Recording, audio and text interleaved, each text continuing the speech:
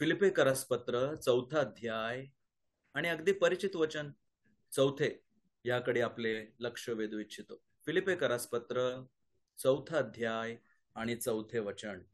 देवाचा दास देवाच्या लोकांना म्हणतो, प्रभूमध्ये सर्वदा आनंद करा.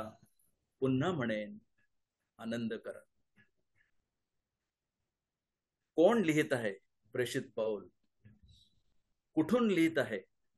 ज्या ठिकाणी तो बेड्यांमध्ये, बंदिवासामध्ये आणि बंधनामध्ये पडलेला असताना देवाच्या लोकांना प्रभूमधील आनंदामध्ये सदोदित पुढे जाण्याकरिता प्रेरणा देत असलेला आपल्याला आढळतो. खरं पाहता दुःखात आनंद करणं हे फक्त ख्रिस्ती व्यक्तीला शक्य आहे. प्रतिकूल परिस्थितीमध्ये आनंद करणं हे फक्त देवाच्या लेकरांना शक्य आहे.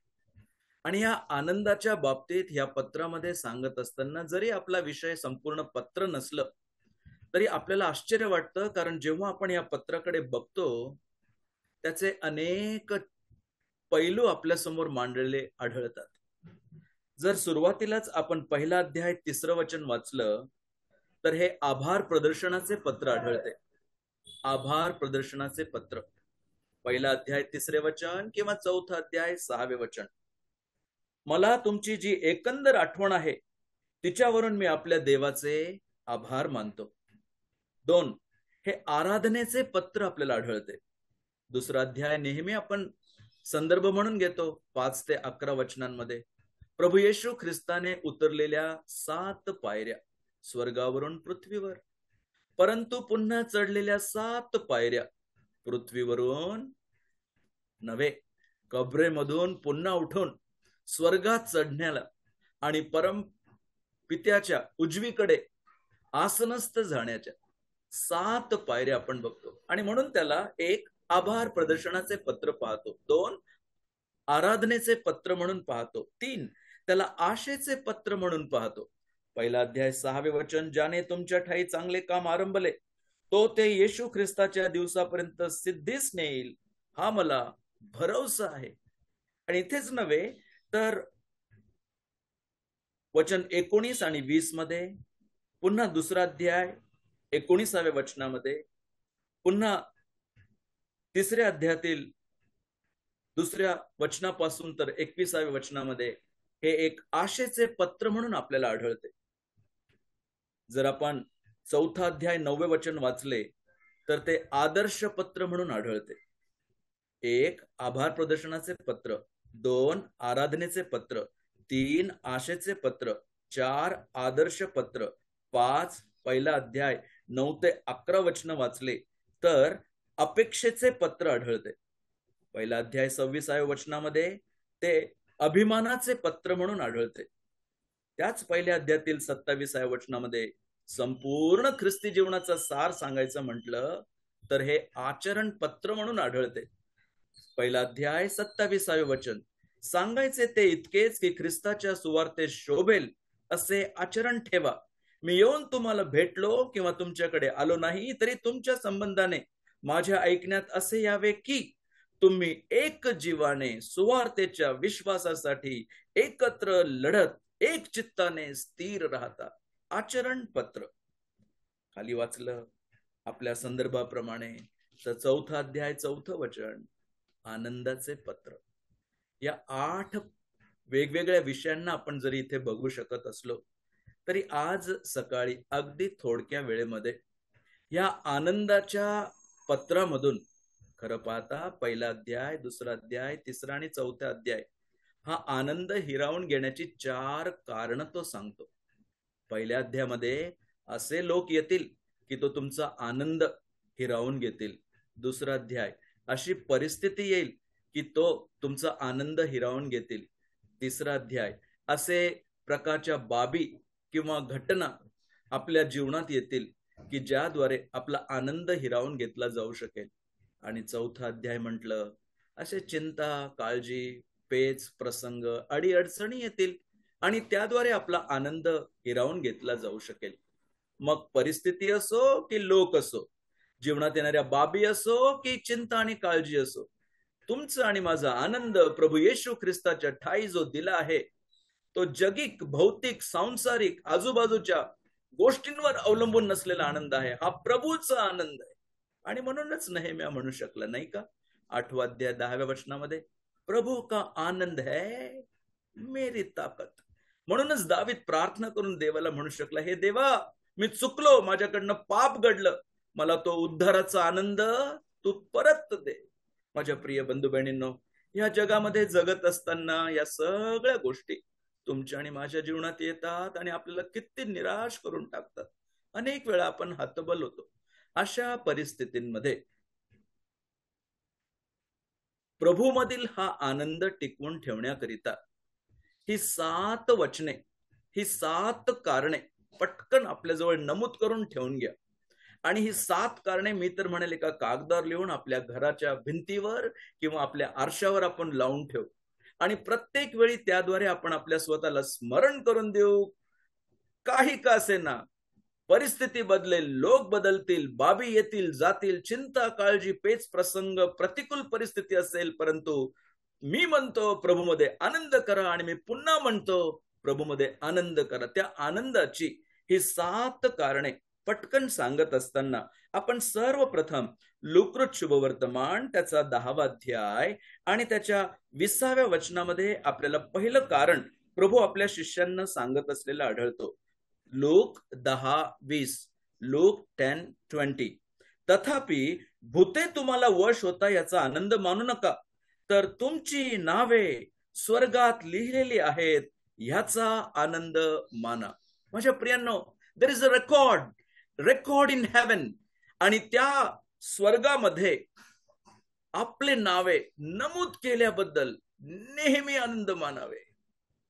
देवाचा दास हाच पौल जेव्हा यांना लिहितो, आठवतं ना आपल्याला, मंडळीचा छळ करण्याकरिता निघालेला, रस्त्यातच प्रभूने त्याची गाठभेट घेऊन त्याला कसं बोलवलं, शौला शौला नावाने बोलवलं.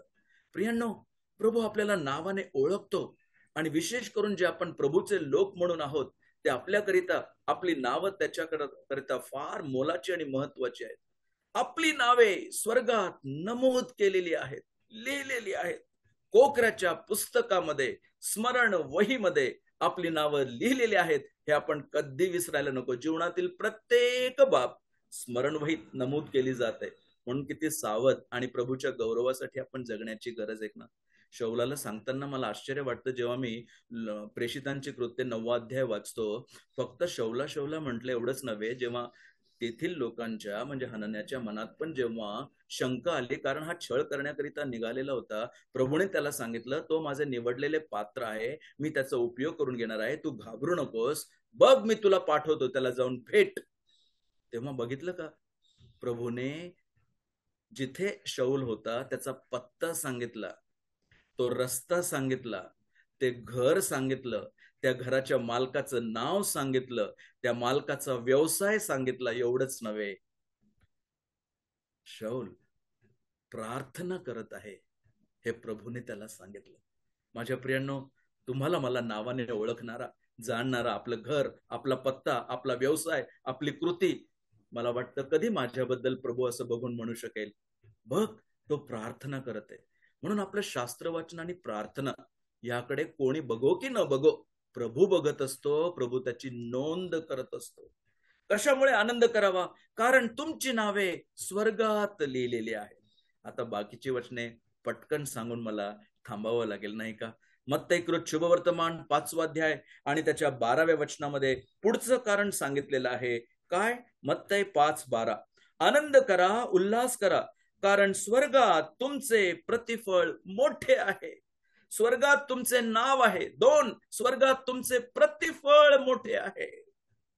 आज प्रियांनो, अनेक वेळा प्रभूच्या नावाकरिता जेव्हा लोक तुमची निंदा करतील, छळ करतील, तुमच्या विरुद्ध सर्व प्रकारचे वाईट लबाडीने बोलतील, तेव्हा दुःख, खेद करू नका, कारण तुम्ही देवाच्या दृष्टिकोनातून धन्य असे आहात. परंतु प्रभूच्या नावासाठी बरं का, जेव्हा जे काही निंदा, छळ किंवा लोकांचं वाईट लबाडीने बोलणं, प्रभू म्हणतो तुम्ही धन्य आहात. का बरं? कारण आपल्याकरिता स्वर्गात मोठे प्रतिफळ आहे. का बरं मी प्रभूमध्ये आनंदी राहावं? एक, स्वर्गामध्ये माझं नाव आहे. दोन, स्वर्गामध्ये माझ्यासाठी मोठे प्रतिफळ आहे. तीन, जर आपण योहानकृत शुभवर्तमान 14वा अध्याय वचन 1 आणि 2 वाचलं तर तिथे आपल्याला आढळतं प्रभू येशू ख्रिस्त शिष्यांना म्हणे, तुम्ही कशाविषयी चिंताक्रांत होऊ नका, देवावर विश्वास ठेवा आणि माझ्यावरही विश्वास ठेवा. मी पित्याच्या घरात जात आहे, मी पित्याकडे जात आहे. माझ्या प्रियांनो, आनंदाचं तिसरं कारण, आपला प्रभू, आपला तारणारा, our redeemer is in heaven. The record in heaven. Number 2, the reward in heaven. Number 3, the redeemer in heaven. त्याच वचनामध्ये दुसऱ्या आणि तिसऱ्या वचनामध्ये द रेसिडेन्स इन हेवन. मी तुमच्यासाठी जाऊन जागा तयार करत आहे. पित्याजवळ आजही तो एकच प्रार्थना करते, हे पित्या, जिथे मी आहे तिथे त्यांनी असावे आणि माझे गौरव त्यांनी पाहावे. माझ्या प्रियांनो, ती वेळ लांब नाहीये. मेघावर आरूढ होऊन प्रभू येईल आणि आपल्या लोकांना लवकर आपल्या जवळ घेऊन जाईल. त्याबद्दल पौल थेसलनिका विश्वासणाऱ्यांना सांगताना म्हणतो, काय इतका अद्भुत गोष्ट होऊन जेव्हा प्रभू परत येईल तेव्हा प्रभूमध्ये मेलेले पहिल्याने उठतील, जिवंत उरलेले आपण रूपांतरित होऊन प्रभूला भेटण्यासाठी सामोरे घेतले जाऊ आणि निरंतर नेहमीकरिता आपण त्याच्याबरोबर राहू, त्याच्याबरोबर असू. आणि ह्याबद्दल तुम्ही एकमेकांचे सांत्वन करा म्हटलंय. 4 बाबी सांगितल्या. 5वी बाब बघाल का माझ्या बरोबर? थोडस पुढे खाली वाचलं तर आपल्याला आढळतं मत्तयकृत शुभवर्तमान 6वा अध्याय 19 आणि 20व्या वचनामध्ये तिथे सांगताना देवाच प्रभू येशू ख्रिस्त स्वतःच त्या वचनातून आपल्याला सांगतो काय, की पृथ्वीवर आपल्यासाठी संपत्ती साठवू नका, तेथे कसर व जंग खाऊन नाश करतात आणि चोर घर फोडून चोरी करतात. मग काय करावं? तर स्वर्गात आपल्यासाठी संपत्ती साठवा, तेथे कसर व जंग खाऊन नाश करत नाहीत व चोर घरफोडी करत नाहीत व चोरीही करत नाहीत, कारण जेथे तुझे धन तेथे तुझे मन. माझ्या प्रियांनो, आज किती मोठी जबाबदारी नाही का आपल्या प्रत्येकाची? जर स्वर्गात माझं नाव आहे, स्वर्गात माझं प्रतिफळ आहे, स्वर्गात माझा तारणारा प्रभू आहे, स्वर्ग माझं निवासस्थान आहे, तर आता मी काय, स्वर्गामध्ये माझी संपत्ती साठवण्याकरिता त्या प्रभूला शोभेल असं आत्मिक जीवन जगण्याची किती मोठी जबाबदारी. रोज शब्द बोलतो, कृती करतो, भेटतो, सलाम करतो, इकडे जातो, तिकडे जातो. ह्या प्रत्येक छोट्या छोट्या कृतीच्या द्वारे तुम्ही आणि मी स्वर्गामध्ये आपली संपत्ती साठवू शकतो, जिथे ना कसर, ना जंग, ना चोर काहीही करू शकत. देवाला धन्यवाद देऊया. 5वी गोष्ट, स्वर्गामध्ये आपल्यासाठी संपत्ती. परंतु इफिसकरास पत्र 3रा अध्याय वचन 14 आणि 15 मला फार आवडतं, फार स्पर्श करून जातं. तिथे म्हटलं आहे इफिस 3, 14 आणि 15, या कारणास्तव स्वर्गातील व पृथ्वीवरील प्रत्येक कुटुंबास, इथे दिला आहे वंशास, ज्या पित्यावरून नाव देण्यात येते त्या प्रभू येशू ख्रिस्ताच्या पित्यासमोर मी गुडघे टेकून अशी विनंती करतो की मला एकच सांगायचं आहे, स्वर्गामध्ये माझ्या प्रियांनो आपल्याकरिता एक मोठं कुटुंब आहे. मोठ्या कुटुंबाचे आपण भागीदार आहोत. म्हणून कधी आपण एकटे नसतो. जेव्हा प्रभूमध्ये असतो त्या क्षणी आपला नवीन जन्म होतो, आपण प्रभूच्या कुटुंबामध्ये जोडले जातो, ज्या कुटुंबामध्ये जगातील सगळे विश्वासणारे एक असे केलेले आहेत आणि त्याचा आपण भाग होतो. आणि त्या कुटुंबाचं मस्तक स्वतः प्रभू येशू ख्रिस्त आहे. त्या कुटुंबाची सगळी निगा राखण्यास, कृपा पुरवण्यास, मार्गदर्शन करण्यास तो नेहमी तयार असतो. आपण स्वर्गीय कुटुंबाचे भागीदार आहोत. आपले कुटुंब स्वर्गात आहे आणि ते कुटुंबाच्या बाबतीत म्हटलं तर मला हे आवडतं. एक, ते मोठे कुटुंब आहे. 2, ते राजकीय कुटुंब आहे. हे राजकीय घराणे आहे. का बरं? या घरातील, या कुटुंबातील सगळे जण राजे आणि राणी करून ठेवलेले आहेत. तुम्हाला राजकीय याजकगण आणि राजकीय पदधारी असं केलंय. सगळे, तुम्ही असो की मी असो, आपण सगळे देवाच्या दृष्टिकोनातून राजे आणि राणी आहोत. हे राजकीय घराणे आहे, हे मोठे घराणे आहे, हे राजकीय घराणे आहे आणि हे सार्वकालीन घराणे आहे. आपले घराणे आपल्या मरणाच्या द्वारे इथे संपतात. आठवतं का? आपल्या आजीचं नाव, आजोबांचं नाव आठवत असेल, त्यांच्या आई वडिलांचं नाव आठवतं का? कदाचित तेही आठवत असेल, परंतु त्यांच्या आई वडिलांचं किंवा त्यांच्या आई वडिलांचं विसरले. उद्या आपणही विस्मरणात जाणार आहोत. आपले पुढची पिढी हे सगळं इथे संपेल, थांबेल, परंतु आपण अशा कुटुंबामध्ये आहोत, ते सार्वकालीन कुटुंब आहे.